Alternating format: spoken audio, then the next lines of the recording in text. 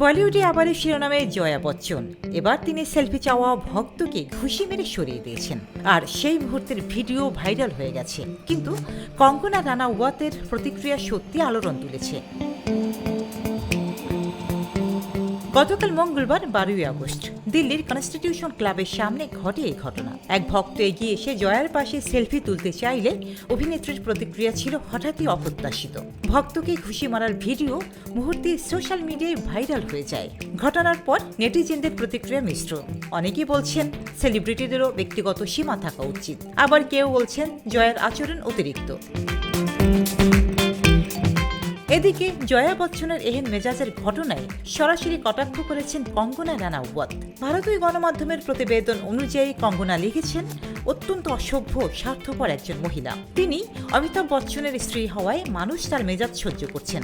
লাল শাড়ি আর সমাজবাদী পার্টির টুপি পরে তিনি যেন ঝগড়াটে মোরগের মতো দেখাতে লাগছেন। কঙ্গনা ও জয়ার বিরোধ নতুন নয়। 2020 সালে যখন জয়া বলিউড ইন্ডাস্ট্রিকে নর্দমার সঙ্গে তুলনা করেছিলেন, তখনও কঙ্গনা তীব্র প্রতিক্রিয়া দেখিয়েছিলেন।